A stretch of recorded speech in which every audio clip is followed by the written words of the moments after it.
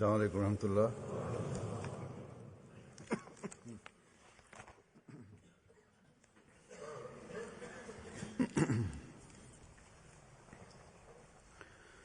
أشهد أن لا إله إلا الله وحده لا شريك له وأشهد أن محمدا عبده ورسوله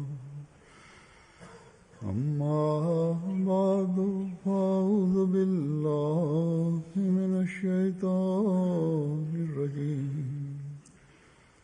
بسم الله الرحمن الرحيم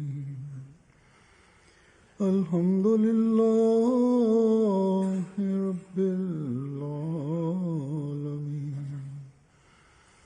الرحمن الرحيم مالك يوم الدين إياك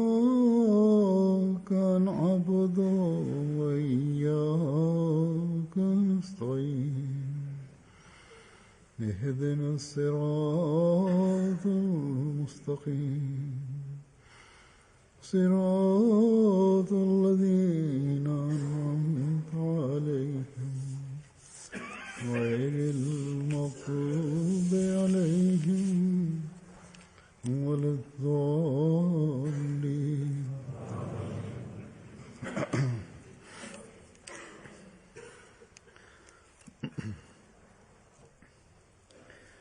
एक दुनियादार शख्स को insan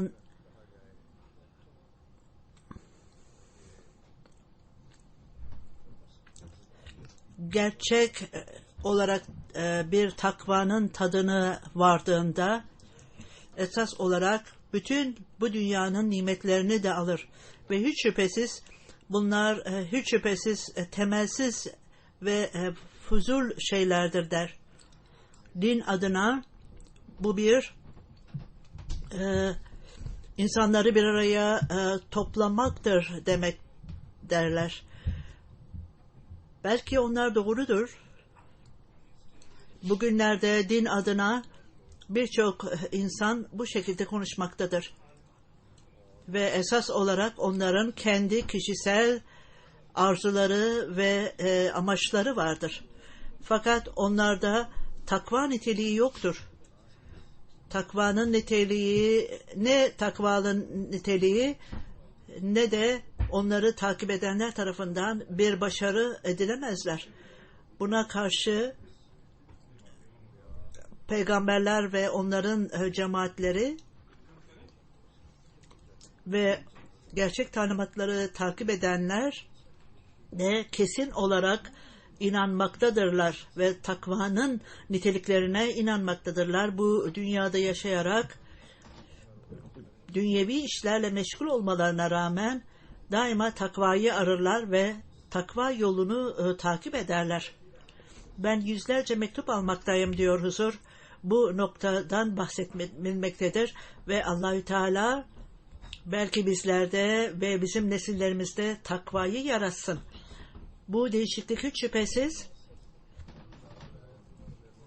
onlara vaad edilen Mesih Aleyhisselatü Vesselam'a inanmalarından ve biadın şartlarını yerine getirmelerinden dolayıdır. Onların arzularında ve Allah-u Teala'nın takvasında esas olarak onları tamamen bu dünyevi şeylere ilgi göstermemektedirler ve fakat dünyanın da nimetinden istifade etmektedirler ve Allah-u Teala peygamberine ve onların gerçek takipçilerine de nimet vermektedir ve dünyevi nimetler onlara ve faydalar sağlanmıştır. Bazen geçici olarak zorluklar olabilir. Ondan sonra Allah-u Teala'nın nimetleri onlara yağar ve onların durumları değişir. Daha iyileşir. Aynen takvada da bir yetinme niteliği olduğundan dolayı onlar bu geçici zorluklardan geçerler ve Allah-u Teala'nın nimeti, ne nimet varsa onlar daima onlardan bahsederler aldıklarında. Ve onlara Allah-u Teala tarafından ne verilmişse küçücük bir şeyde bile onlarda Allah-u Teala'ya şükretme niteliği ve bu da takva sahibi insanların niteliğidir. Onlar da bu alışkanlık meydana getirdiğinde onlara daha fazla nimetler verir. Bu nimetlere bakarak gerçek mümin daima daha fazla fedakarlığı yapmaya ve bunu ortaya koymaya hazırdır. Bu çağda bugün bu konunun tam anlaşılmasıyla bizler Ahmedilerin bu görüşü vardır. Önümüzde Resul-i Ekrem sallallahu aleyhi ve sellem'in zamanı ve ayrıca onun gerçek kullarının zamanı ve asil örnekleri bunların önündedir, bizlerin önündedir. Hz. Müslim Maud bunları açıklayarak bir yerde şöyle buyurmaktadır. Bakınız, Resul-i Ekrem sallallahu aleyhi ve sellem'dan bütün her şey insanlar tarafından onun elinden ve sahabelerinin elinden de alındı, alınıp götürüldü. Onlar hiçbir şekilde hiç aldırış bile etmediler Allah-u Teala'dan başka. Allah-u Teala onlara her şeyi vermişti. Ve aynen bunun gibi vaat edilen Mesih sallallahu aleyhi ve sellem da her şeyi Allah-u Teala'nın rızası için bırakmıştı. Esas itibariyle o ve ailesi bütün malların yarısına sahipti. Onun yengesi daha sonradan biat etmişti. O sadece herhangi bir ödeme olmaksızın yaşıyor diye düşünürdü. Fakat bütün Allah-u Teala ona öyle nimetler vermişti ki bu durumun anlatılmasında Hazreti Müslim Maud bahsederek Mesih sallallahu aleyhi ve sellem lufasatul mufayeti kana kuli zirtutu yevme mitahmahlil hala. Yani öyle bir zaman vardı ki ben diğer insanların artık yiyecekleriyle geçinirdim. Fakat şimdi Allah-u Teala bana binlerce kişinin benim masamdan yemesini nasip etti. Bugün Ahmedilerin inancı hiç şüphesiz artmaktadır ilk zamanlara baktığımızda. Ayrıca daha sonraki zamanlara baktığımızda imanımız artar. Bu şartları açıklayarak Hz. Müslim Maud yine şöyle bahseder. Vaat edilen Mesih sallallahu aleyhi ve sellem doğduğunda anne ve babası belki çok mutlu olmalıydı. Fakat o büyüdüğünde, genç delikanlı olduğunda o tamamen dünyevi ilgiden tamamen farklıydı. Babası onun durumuna bakarak çok üzüntü duymaktaydı. Bizim oğlumuz hiçbir şeyin arkasından gitmiyor diyordu. Hazreti Müslim Maud bir şeyden daha bahsederek bir Sih iki kardeşti onlar. İki kardeş Mirza Gulam Kadir sahabe giderdi ve bir keresinde bizim babamıza vaat edilen Mesih sallallahu aleyhi ve sellem'le ilgili olarak biz ona gidelim ve ziyaret edelim dedi ve görelim onunla. Böylece giderek ona tavsiyede bulunun ve Sih vaat edilen Mesih sallallahu aleyhi ve sellem'e gitti ve ben ona vaat edilen Mesih sallallahu aleyhi ve sellem'le ilgili sizin babanız çok huzursuz olmaktadır. Çünkü genç kardeşiniz sadece ona erkek kardeşi tarafından verilen ne verilirse onunla yaşıyor. Hiç olmazsa bir iş yapsın. Ben ona iyi bir iş bulmak istiyorum. Babası dedi ki eğer ben ölürsem dedi vaat edilen Mesih sallallahu aleyhi ve sellem'in babası Ben ölürsem bütün kaynaklar bitecek. Müslim Maud Sih'in Hazreti Mirza Gulam Ahmet'e gittiğinde bu görüşü ona açıkladı Validler Mesih Aleyhisselatü Vesselam babasına ve o son derece sizin durumunuza bakarak üzülüyor dedi. Hatta ben ölürsem oğluma Gulam Ahmet'e ne olacak diye üzüntü duymaktadır. O Hazreti Mesih Aleyhisselatü Vesselam ona Sikh kişi neden babanızın ne söylüyorsa size niye onu kabul etmiyorsunuz dedi. O zaman da babası Kapurtala'daydı ve ona iş bulmaya çalışıyordu. O ona iyi bir eğitim işi vermeyi düşünüyordu Kapurtala'da. Ben vaat edilen Mesih Aleyhisselatü Vesselam'a niçin bu vaat edilen Mesih Aleyhisselatü Vesselam bu işi niye kabul etmiyorsunuz dediğinde vaat edilen Mesih Aleyhisselatü Vesselam babam hiçbir şey için üzülmektedir. Niçin benimle ilgili olarak üzüntü duymaktadır? Ben istediğim kişiden işi buldum dedi. Geriye geldik ve aynı şeyi Hazreti Mirza Gulam Murtaza Sahib'e anlattık. Mirza Sahib eğer bu söylemişse, böyle söylemişse o doğrudur dedi. Tamam, o zaman hiçbir zaman yalan söylemez benim oğlum dedi. Hazreti Müslim Maud bu vaat edilen Mesih Aleyhisselam'ın başlangıcıydı ve ondan sonra daha en yüce seviyeye çıkmadan geçici ilerleme yükseklere çıkıyordu bu ilerlemeyle ve onun ölümüne kadar binlerce kişi kendi hayatlarını onun için ortaya koymaya hazırlardı. Ve bu lufazatu muvade kana kulle fesurtur yevme mitahul ahale sözlerinde belirttiğim gibi öyle bir zaman vardı ki ekmeğin arta kalan kısmı benim rızkım da bugünkü durum bugünkü binlerce kişinin, binlerce ailenin yemeğine ben vermekteyim. Vaat edilen Mesih Aleyhisselam başlangıcı ne kadar mütevazi idi ve ondan sonra langırda yani mutfakta çalışanlar belki 200-250 kişi oradan yemek alırdı. Hiç şüphesiz o eşit olarak babasının malına varis idi. Fakat özellikle Müslüman arasında bu genel bir düşüncedir. Eğer çok çalışan kişi mala varis olur fakat çalışmayan kişi bu malda bir hakkı yoktur diye düşünürler. İnsanlar çalışmayan insanın bu malda ne hakkı vardır diye düşünür. Bir kişi ona geldiğinde onunla konuşmak için geldiğinde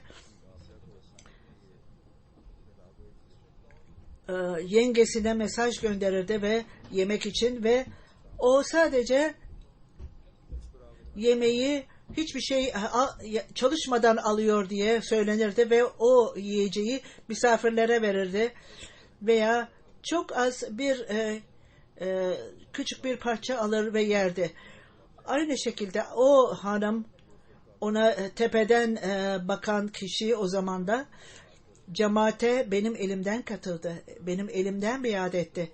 Kısaca onun işi Allah-u Teala ile beraber başladığında Allah-u Teala'nın izniyle daha ilk başlangıcında aşikar değildi. O yüce seviyeye çıktığında insanlar hayret etmişti. Sadece Kadiyan'da değil, Kadiyan'ın dışında dahi dünyanın birçok ülkesinde langar vaat edilen Mesih Aleyhisselam'ın mutfağı devamlı olarak çalışmaktadır. O zaman da bir veya iki yemek pişirilen yer vardı, mutfak vardı. Fakat bugün onun mutfaklarında ekmek roti plant yani çapatinin yapıldığı makineler Kadiyan'da, Pakistan'da, UK'de, İngiltere'de de bir anda yüzlerce binlerce çapati hazırlanmaktadır. Burada Allah-u Teala'nın lütfuyla çok geniş bir mutfak hazırlığı yapılmıştı. Yine belirttiğim gibi geçen hutbemde birçok gazeteciler gelmişti ve onlar mutfağın ve çapatinin hazırlanmasına ve yemeğin hazırlanmasına baktıklarında hayret ettiler. Bir gazeteci ve buradaki çapati yani ekmeğden çok hoşlandı. Bu kişi çapatiden almak istedi. Biraz daha alabilir miyim dedi. Orada olan Ahmedi tabii dedi. İstediğiniz kadar alabilirsiniz. Çünkü bu vaat edilen Mesih Sallallahu Aleyhi ve Sellem'in mutfağıdır dedi. Orada hiçbir şey eksik değildir dedi. Böyle bir zaman vardı ki misafirler gelirdi ve vaat edilen Mesih Sallallahu Aleyhi ve Sellem onlara kendi yemeğini verir ve yemeksiz kalırdı kendisi. Bugün ise dünyanın bütün ülkelerinde hemen hemen birçok ülkesinde yüzlerce binlerce kişi onun mutfağından yemek yemektedir. Bu son şey değildir. Şimdi daha da fazla dünyada bu mutfaklar yayılmaktadır. Yüzlerce, binlerce hatta milyonlarca kişi onun mutfağından yemek yiyecektir. Belki de yüzlerce, binlerce kişi ona inandıktan sonra takvada da ilerleyeceklerdir. Bugün bizler bu Ahmediler arasında dünyevi menfaatleri olanların standartlarına bakmaktayız. Onlar yüce seviyelerde değildir. Belki bunlar daha da ilerleyeceklerdir ama eğer sadece mutfağın hazırlığına bakarsanız, onu düşünürseniz ve dikkatle bakarsanız o vaat edilen Mesih Sallallahu Aleyhi ve Sellem'in ilk zamanlarını hatırlayacaktır ve görecektir. Bu vaat edilen Mesih Sallallahu Aleyhi ve Sellem'in gerçekliğidir. İşte bu gerçekten bizim imanımızı arttırmaktadır. Onun doğruluğu bizim imanımızı arttırmaktadır. Bu hazırlıklarda bütün bunların hazırlığını yaparak mali fedakarlıkların hazırlanması, verilmesi ruhu takvayla ilgilidir. Vaat edilen Mesih Sallallahu Aleyhi ve Sellem ile ilgili olarak bağlarımızı kurduğumuzda bu bizde artmıştır. Her birimizde Allah-u Teala bizlere gerçek takvayı versin. Hazreti Müslim vaat edilen Mesih Sallallahu Aleyhi ve Sellem'in karakteriyle ilgili olarak farklı konulara ışık tutar ve bunun açıklayış yolu ve ondan çıkardığı sonuçlar çok özeldir.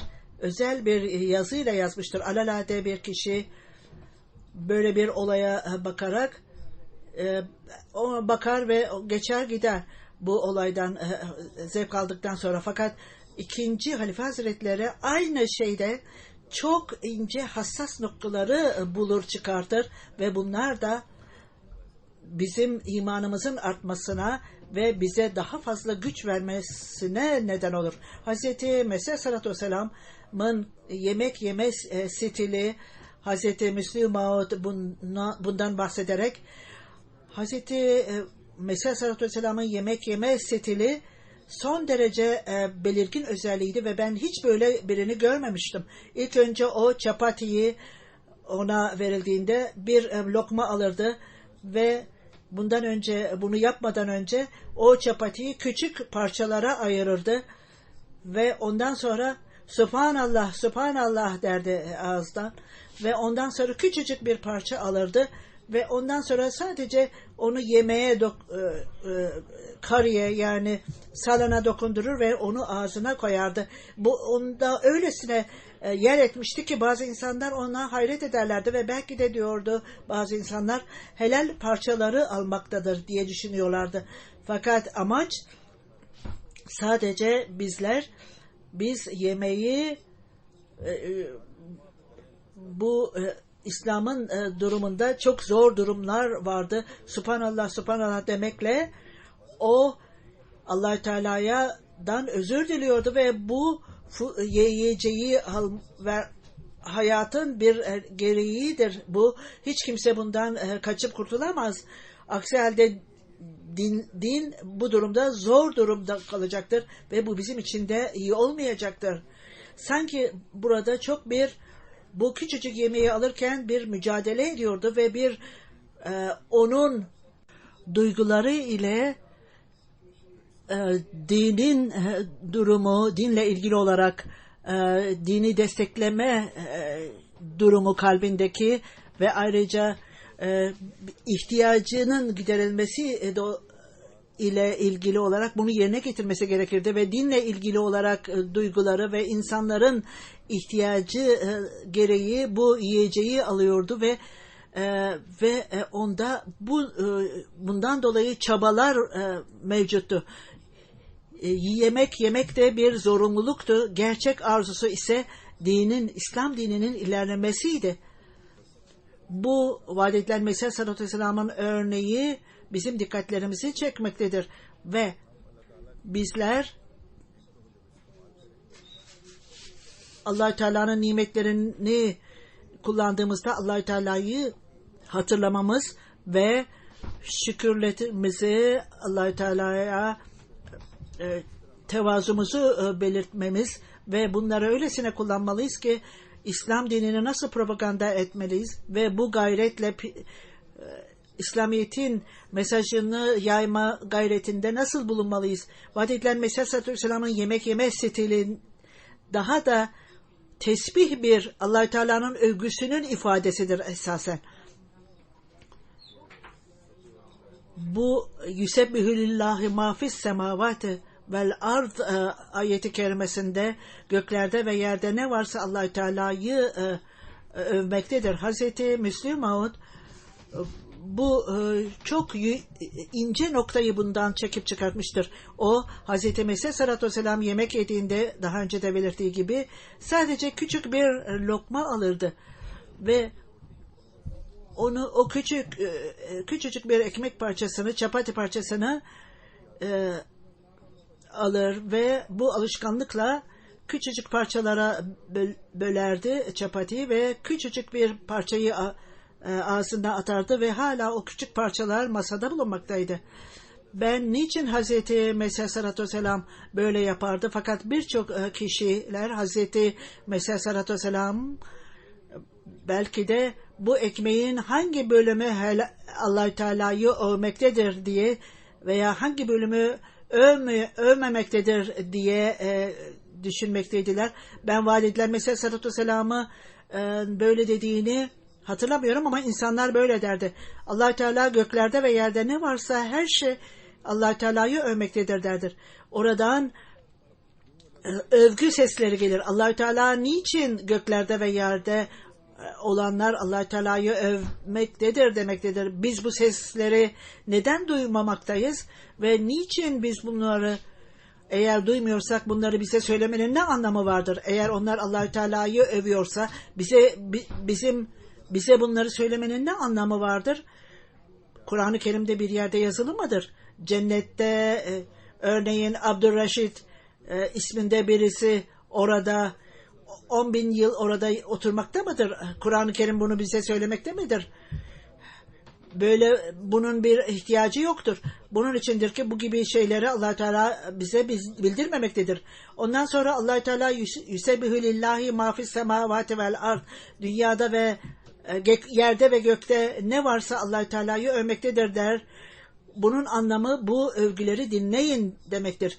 Güneş, ay görüldüğünde anlamı insanlar gelmeli ve onu görmelidirler. Bir kişi şarkı söylüyor dediğimizde gidelim onun şarkısını dinleyelim derdi. Fakat aynen Allah Teala Yüsebbihu lillahi ma fis semavati vel ard dediğinde göklerde ve yerde olan her şey Allah Teala'yı övmektedir. Dediğinde o zaman bu övgüleri dinleyin. Bu övgüleri belki dinleyebiliriz. Belki kişi bunu çok küçük bir şekilde veya bazı insanlar bunu çok yüce şekilde dinlerler. Yüce şekilde dinleyenler ancak bütün gözleri ve dilleri olanlardır.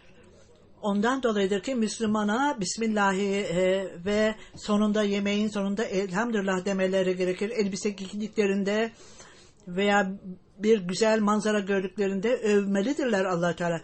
Onun için Allah Teala'yı bir Müslüman tarafından övmesi ne demektir? O övecektir. Yemeğin övgüsü, elbiselerin övgüsü esas olarak bunları desteklemektedir. Bismillah dediğinde, yemek yediğinde, bitirdiğinde, elhamdülillah dediğinde, yeni elbise giydiğinde Allah Teala'yı övmektedir. Ve Allah Teala'yı övdüğünde bunlar kişinin yaptığı şeylerde esas olarak bu övgüler bunlar vasıtasıyla yapılır ve bunlara baktığında, şükrettiğinde kişi bu tesbih bunlar adına yapılmaktadır. Fakat kaç kişi insan bunu yapmaktadır? Bu talimata uymaktadırlar. Onlar gece gündüz yemek yerler, dağlara giderler, yemyeşil yerleri, ırmakları görürler, ekinleri görürler. Bu ekinlerin çoğaldığını, yeşerdiğini görürler. Kuşların öttüğünü görürler. Fakat onlarda ne etki yapar onların kalplerinde? Orada bütün bunları gördükten sonra bir duygu, Allah Teala'yı övme duygusu var mıdır?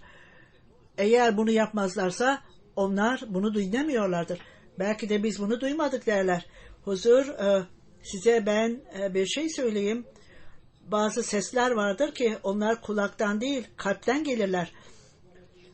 Şükür etmek, Allah Teala'ya şükrünü belirttiğinde kişi, insan oğlunun övgüsü esas itibariyle onlar vasıtasıyla o kişinin dili tarafından yapılır.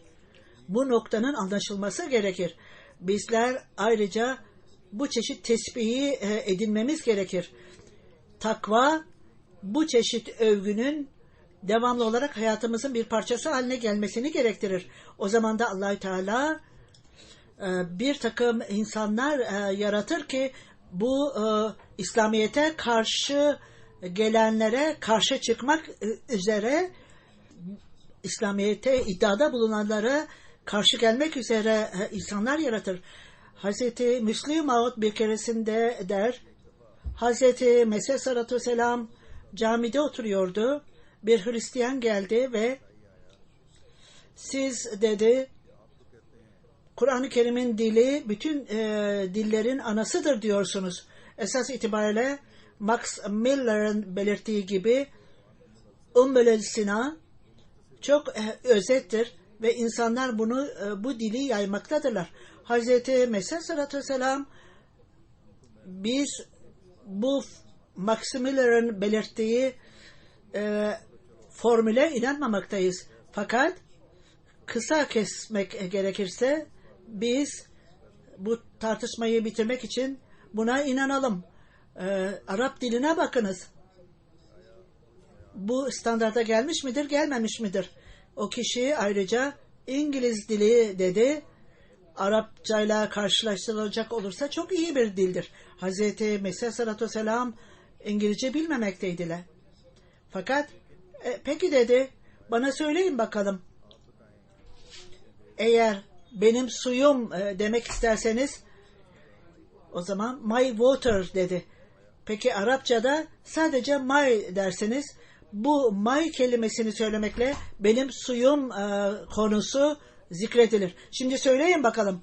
Benim suyum ile my kelimesi daha kısadır. Mesih Sallallahu Aleyhi ve Sellem İngilizce bilmemekteydi. Fakat Allah-u Teala ona öyle bir kelime söyletti ki bu kritik eden kişi orada yakalandı ve utandı bu kişi. Ve ondan sonra evet dedi, Arap dili son derece kısadır. Esas itibariyle bütün Kur'an-ı Kerim'in durumu budur. Allah-u Teala Resul-i Ekrem sallallahu aleyhi ve sellem'e söz verdi ve sizi insanların saldırılarından kurtaracaktır ve daima insanlar olacaktır ve Kur'an-ı Kerim'i okuyan insanlar olacaktır ve Kur'an-ı Kerim'in gerçek sevgisine sahip olacaklar ve Kur'an-ı Kerim'in tefsirini ortaya koyacaklar ve öylesine yapılan muhaliflerin yaptığı iddialara öylesine sert cevap verecektir ki onlar sessiz kalacaklardır. Kur'an-ı Kerim'de öyle konular vardır ki hangi iddialar ortaya konulmuşsa onların cevabı içindedir.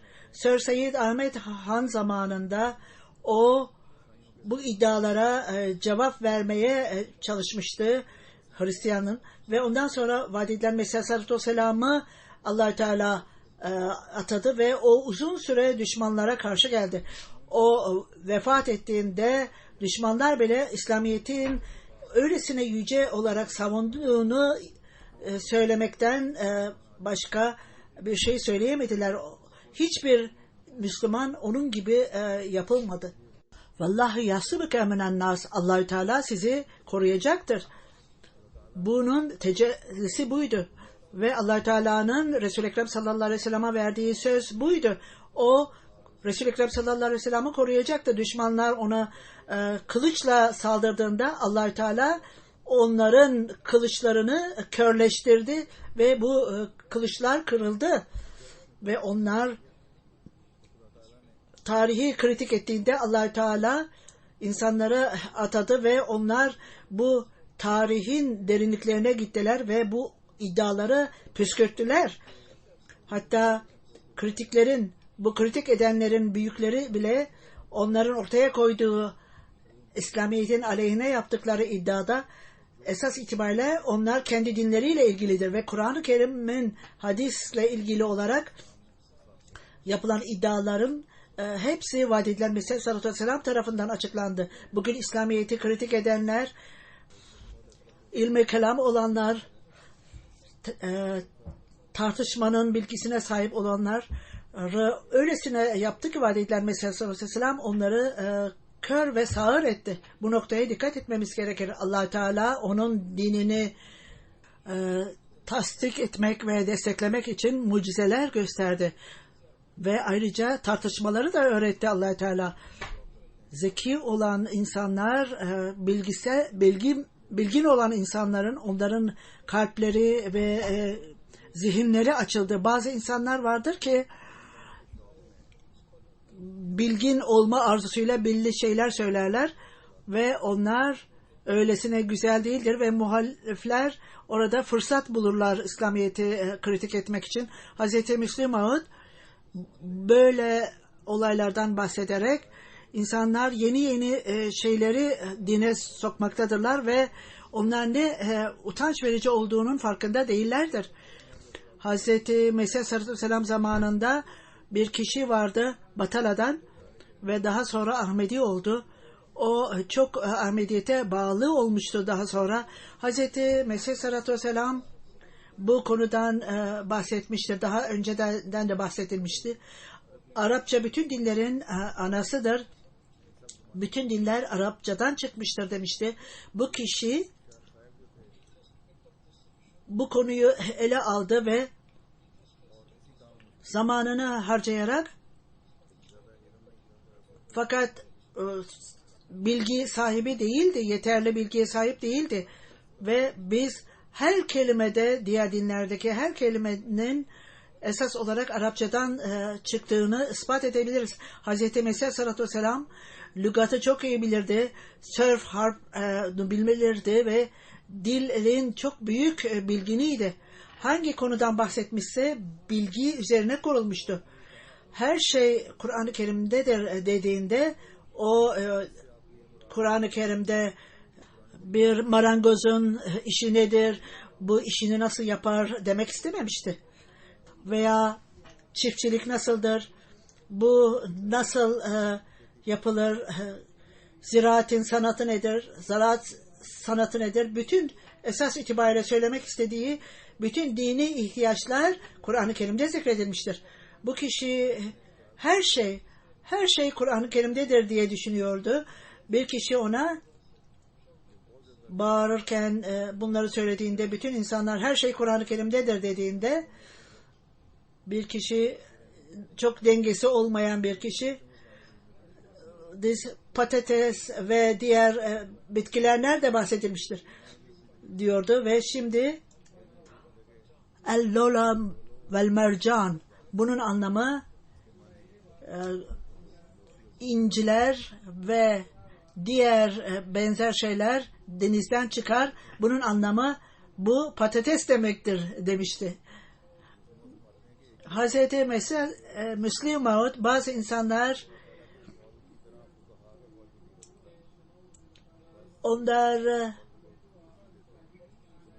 fukahanın neye karar vermişlerse onun son söz olduğunu ve onun değişmeyeceğini düşünürler. Diğer tarafta insanlar devamlı bunu değiştirirler ve bütün her şeyi alt üst ederler. Ben 1974'te karışıklık vardığında, baskı yapıldığında bir molla konuşuyordu ve Kulüvallahu Ahad'ın tefsirini yapıyordu ve bunun anlamı Ahmediler kafirdir diyordu. Bunlara referans vererek hiç alakası olmayan şeyler söylüyordu. Hazreti Müslim Maud, bu tip insanlar aşırılığa giderler. Son derece aşırılığa giderler. En iyi şey orta yolu tutmak demektir. Bunu yapmak için kişi esas olarak değişiklikleri kabul etmesi gerekir. Fakat yeni değişiklik yaratmak Allah-u Teala'nın elindedir. Ne zaman arzu ederse o zaman değişiklikleri getirir. Değişiklikleri yarattığında dünya insanları değişiklik yaratmak istediğinde dünya onları durduramaz. Allah-u Teala'nın yaptığı değişiklikleri durduramaz. Bazı insanlar vardır, yanlış düşünürler. Bununla ilgili Hazreti Müslim Maud'un belirttiği gibi vaat edilen Mesih Sallallahu Vesselam zamanında bir kişi Kadiyan'a gelmişti ve eğer Mirza sahip siz İbrahim'siniz, siz Musa'sınız, İsa'sınız, Muhammed'siniz derse sallallahu aleyhi ve sellem öyle söylüyorsa Allah Teala bana da sen Muhammed'sin diyordu. İnsanlar onları eğitmeye başladı. Allah Teala'nın sözünü duyuyorum. Sizin tartışmanız beni hiç etkilemez diyordu. İnsanlar onu eğitim vermekten bıktılar ve belki de Hz. Mesih Sallallahu Vesselam'a bunu götürelim diye düşündüler ve ondan sonra Birinci Halife Hazretlerine ricada bulunarak siz lütfen mülakat yapın vaat edilen Mesih Sallallahu Vesselam'la. Birinci Halife Hazretleri bu aynı ricayı vaat edilen Mesih Sallallahu Vesselam'a götürdü. Vaat edilen Mesih Sallallahu Vesselam'a götürüldü bu kişi ve her zaman Allah Teala bana benim Muhammed olduğumu söylüyordu. Allah Teala bana her zaman İbrahim, Musa, İsa'sınız demiyor. Fakat o söylediğinde sen İsa'sın dediğinde Allah Teala bana İsa Aleyhisselam'ın niteliklerini vermektedir. Sen Musa'sın dediğinde Musa'nın alametleri bana verilmektedir dedi Mesih Sallallahu Aleyhi ve Sellem. Eğer Allah Teala her zaman size Muhammed'sin dediğinde esas soru size Kur'an-ı Kerim'in derin anlamını vermekte midir? En ince noktalar size açıklanmaktadır. Hayır dedi, bana hiçbir şey vermiyor Allah Teala. Hazreti Mesih Sallallahu Aleyhi ve Sellem gerçek ve yalancı arasındaki fark işte budur. Eğer gerçekten kişi bir misafiri varsa ona bir şeyler verir. Eğer onunla alay ediyorsa önüne boş tabak koyar. Bu pilav, bu zerde, hadi bundan ye der. Allah Teala şaka yapmaz. Şeytan şaka yapar. Eğer size Muhammed denilmişse Kur'an-ı Kerim'in derin anlamı ve en ince noktalar size açıklanmalıdır. Size bunu söyleyen kişi şeytandır. Allah Teala değildir. Eğer Allah Teala bir şey söylüyorsa size bunları sizin önünüze verir. Eğer size bir şey verilmemişse Hz. Mesih Sallallahu Aleyhi ve Sellem eğer size hiçbir şey verilmemişse o zaman kesin olarak bunu senin Muhammed olduğunu söyleyen şeytandır. Allah Teala değildir dedi. Esas olarak Allah Teala değişiklikler yaratmaya sorumlu olandır. Bir takım rüyalar vasıtasıyla yanlış anlaşılmalar olmaktadır ve onlar çok yüce iddialarda bulunurlar. Esas olarak bunlar şeytanın etkisi altındadırlar ve Allah Teala bir kişiye bir şey verdiğinde o zaman onun yüce parlaklığını gösterir. Allah Teala kendi desteğinin ve yardımının onun lehine gösterir. Allah Teala'nın örneği bu kişide çalışır. Bunu vaat edilen Mesih Sallallahu Aleyhi ve Sellem'de biz gördük ve bu önceden verdiği haberde Müslim Maud'la ilgili olarak önceden verdiği haberde biz bunları gördük. Bunların yerine geldiğini gördük. Hazreti Müslim Maud'la ilgili olarak aynı yolda hilafetin kurulması, cemaatte bu sözü verdiğinde biz bunu uygulama olarak aynı şeylerde olduğunu, gerçekleştiğini görmekteyiz. Allah Teala en yüce olarak her Ahmedi'nin imanının ve imanının da ilerlemesini nasip etsin. Huzur, bu namazdan sonra, cuma namazından sonra bir cenaze namazı kılmak istiyorum.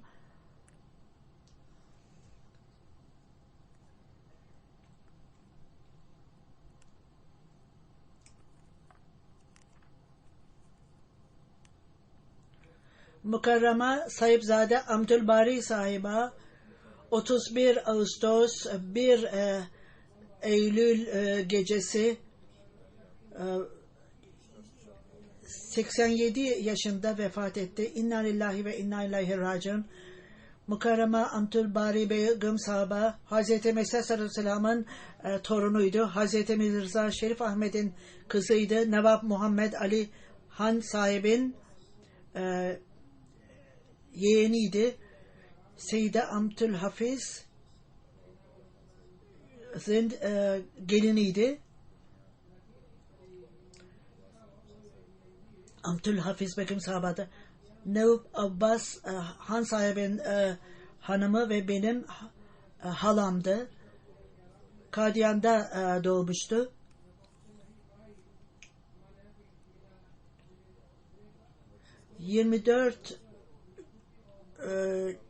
Aralık'ta 1944'te Mirza Abbas'la yapıldı. İkinci Halife Hazretleri Cuma hutbesine başlamadan önce onun bir takım nikahları duyurdu ve ben dedi bir takım nikahları kıyacağım bugün. Birçok kereler bahsettiğim gibi bazı insanlar bana çok yakın olanlar veya onlarla ilişkim çok samimi olan veya dine hayatlarını bağışlayanların nikahlarını yaparım. Bunun dışında ancak bu ricalar bana yapılmadığı sürece nikah kıymayacağım. Ve bunlardan bir tanesi de çok sevdiğim bir kişidir. Bugün Mia Abbas Ahmet sahibin nikahını yapacağım. Bu benim küçük kardeşim Mia Abdullah Han sahibin oğlu. Onun hanımı. Ondan sonra tavsiye sözlerini verdi bağlılıkla ilgili olarak. 3. Halife Hazretlerinden bahsederek onun çok büyük fedakarlıkları vardır. Çocuklar vaat edilen Mesih sallallahu aleyhi ve sellem'in çocuklar arasında diğerlerine de bu şekilde tavsiye etti ve ne 60-70 yıl önce bu vahyi Tarana Lambayı da biz bu vahiy gerçekleşmişti ve bu vahinin büyüklüğü daha da aşikar oldu. Bazı alametler öylesineydi basıldı ve bunlar daha da büyüktü ve bunun zaman içerisinde bu alametler zaman zaman azaldı ve öyle alametler vardır ki başında küçük görülüyor fakat zaman içerisinde gittikçe büyür ve zaman içerisinde bu alametler her şeyi kapsar. Hazreti Mesih sallallahu aleyhi ve sellem bu Taranas Lambayı da aldığında o zaman vaat edilen Mesih sallallahu aleyhi ve sellem'in 2 oğlu vardı ve ondan sonra daha kızları ve oğulları doğdu ve Allah Teala aileyi genişletti ve oğulların ve kızlarının çocukları da evlenmektedir ve daha da Tarana Aslan Bayda'nın ispatı vardır ve bütün nesiller dünyadadır. Belki kritikler bunda ne alamet vardır derler. Birçok nesil gelişlemektedir. İnsanlarda esas itibariyle buna tabi olanlar ne derece gurur duymaktadırlar. Onlar siz büyük babanızın ismi nedir deyince bilmemektedirler. Taran Aslan Bayda'nın bize bildirdiğine göre vaat edilen Mesih Aleyhisselatü Vesselam'ın nesilleri daima onu gösterecekler ve insanlar bu vaat edilen Mesih Aleyhisselatü Vesselam'ın neslindendir diyecektir ve onun önceden verdiği habere göre bu onun gerçekliğidir. Taran Aslan Bayda sadece büyümekle kalmayacaktır. Vaat edilen Mesih Aleyhisselatü Vesselam'ın gerçekliğinin büyüklüğü de vardır. Onun yüceliği öylesine, onun makamı öylesine, onun ismi öylesine yücedir ki onun nesillerinin üyeleri, o nesiller gerçekten onur duymaktadırlar. Ona atfetmekle bu sadece önceden verilen haber çok büyük bir nesil olacak demekle kalmayıp bunun anlamı her gün bu artacaktır ve ne kadar yüce makam edinirlerse kral bile olsalar devamlı olarak onlar kendilerini vaat edilen Mesih Aleyhisselatü Vesselam'a atfedeceklerdir. Taran Aslan Bayda'nın anlamı budur. Hazreti Mesih Aleyhisselatü Vesselam sizin nesilleriniz sizi göz önünden uzakta tutmayacaktır. Sizi hiçbir zaman unutmayacaklardır. Komar dahi çar sade. Hiç şüphesiz bazı insanlar sizin neslinizden öleceklerdir. Hiç şüphesiz bu Allah-u Teala'nın işidir. Fakat sizin nesliniz hiçbir zaman ölmeyecektir. Bir kişi ölürse 4'ü doğacaktır. Gerçekten bu nesiller artacaktır demiştir Mesih Aleyhisselatü Vesselam. Mesih Aleyhisselatü Vesselam'ın durumu ve detaylar onun büyüklüğünün ifadesidir ve kendilerini vaat edilen Mesih Aleyhisselatü Vesselam'a atfetmekle gurur duymaktadırlar ve bunu yaptıklarında bunun başka bir anlamı da bu nesiller büyük babalarının büyüklüğünü kabul edecekler ve dünya da bunu kabul edecektir. Yine bunları detaylı olarak anlattım ve bunlar vaat edilen Mesih Aleyhisselatü Vesselam'ın ailesinin üyelerine büyük sorumluluk vermektedir, tutmaktadır. Bunları akıllarında tutsunlar ve vaat edilen Mesih Aleyhisselatü Vesselam'ın ifadesi bana atfettiğinizde kendinizi hiçbir zaman beni aşağılamayın, bana kötü söz getirmeyin. Bu büyüklük değildir sadece. Hangi talimatları vermişse ve ayrıca onuru ve vaat edilen Mesih Aleyhisselatü Vesselam'ın onurunu korumak bütün onun ailesinin üyelerinin görevidir. Hepimize bütün daima bunu aklımızda tutmamızı nasip etsin.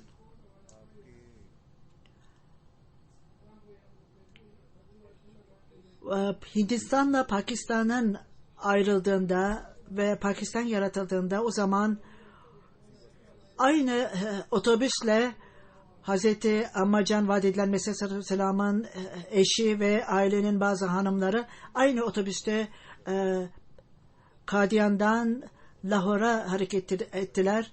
Dattenbach'ta orada yerleştiler ve Hazreti Müslüm Maud orada kalmaktaydı ve o daima Lahor'da kaldı. O özelliği onun ihtiyacı olan ve fakirlere bakmak ve misafirperverlikte çok bilinen bir kişiydi. Evi daima misafirlerle doluydu. Her türlü misafir, ister akrabalar olsun, ister arkadaşları veya fakirler olsun veya yabancılar olsun, o bütün misafirperverliği en iyi şekilde bakardı ve onun özelliğiydi. herkese çok büyük saygı gösterirdi. Onun etrafındaki kişiler çok genişti. Aileden başka bütün insanları ve bütün cemaat üyelerini bilmekteydi. Ne zaman onunla ilişki kursalar ona bağlı kalırlardı. Neville Kotla'da bir kişi vardı. O ilişkileri de bozmamıştı Gayri Ahmedi ile. Aynen birçok kişiler geçici olarak gelirdi ve bazı insanlar, genç kızlar, erkekler, aileden, üniversitede okuduklarında başka insanlar da kendi evinde kalırlardı ve ondan nimetler alırlardı. Misafirperverliği açık kalplilikle ortaya koyardı, misafirperverliği. Herhangi bir şekilde hangi zamanda gelirse gelsin misafire hizmet etmeye hazırdı. Aynen birçok tarihi olaylarda Müslim Maud'un onun bilgisine göre onları söylerdi. O çok büyük etkisi olan bir hanımdı. O parayı fakirlere yardım etmek için harcardı, elindeki parayı. Ayrıca fakir ailelerin çocuklarının eğitiminde ve evliliklerinde çok eli açık olarak onlara harcardı. Mia Abbas Ahmet sahip vefat ettiğinde eşi Nasaret-i Talim vasıtasıyla onun adına burs tesis etti. Bir zaman düştü ve kırıldı kemikleri ve ameliyat geçirdi. 2-3 ameliyat geçirdi ve çok acıya sabırla karşı geldi. 31 Ağustos gecesi kalp krizi geçirdi ve vefat etti. İnna lillahi ve inna ilahi raciun. O son derece standart, yüce şekilde para öderdi. Vasiyet, hisse Ahmet kendi hayatında ödedi. 92-93 yıllarına kadar Lahore bölgesinde Lajna'da görev aldı ve ayrıca sekreterdi ve cemaate hizmetlerde bulundu. Genel sekreterlik yaptı Lahore'da bir zamanlar. Yine söylediğim gibi son derece fakirlere göz kulak olurdu ve eli açıktı ve daima onların mutluluğunda, üzüntülerinde onlarla paylaşırdı mutluluklarını ve üzüntülerini. Ben bu insanlara sanki kendi çocukları gibi, yakınları gibi yardım ederdi. Bir kişi hoşlansın veya bir hizmetinde Münir Abadi Sahab Kadiyan'dan 1989'da Kadiyan'a gitti. Münir Hafs Abadi Sahab ona hizmet etme fırsatını buldu. Ve ona türban, vaat edilen Mesih Aleyhisselam'ın türbanını verdi. Bazı insanlar aynen bu yıl bahsettikleri gibi ben biat seremonisinde başka bir kot giymiştim. Uluslararası biatta yeşil renk değildi, başka bir renkli giydiğim kot, pardesü. Bu pardesü onun tarafından verildi. Hazreti Mesih Aleyhisselam tarafından kullanılandı ve Hazreti Mirza Şerif Ahmet'e gitmişti ve sonradan ona gelmişti ve ben onu sana veriyorum dedi. Bu nedenle de hilafetle olan ilişkisi son derece yoğundu ve son derece saygılıydı ve bağlı idi.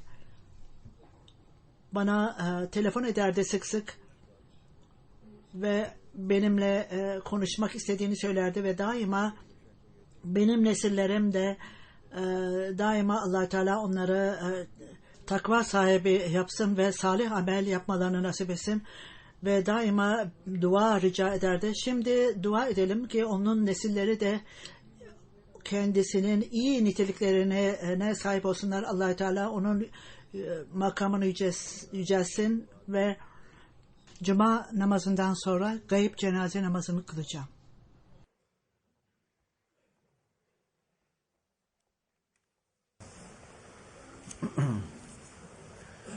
Elhamdülillah, elhamdülillah, nahmaduhu ve nesta'inuhu ve nestağfiruhu ve nu'minu bihi ve netevekkalu aleyh ve na'udzu billahi min şururi enfusina ve min seyyiati a'malina.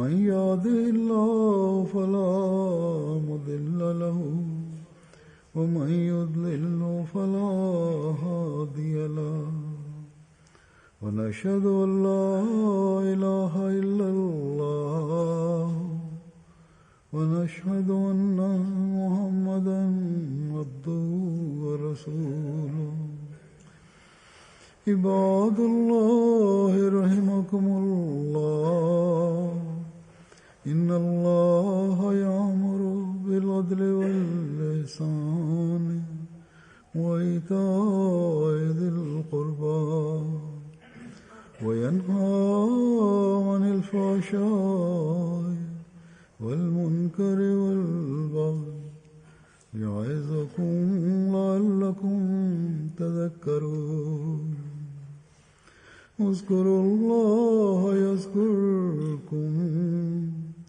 وادعوه يستجب لكم ولذكر الله أكبر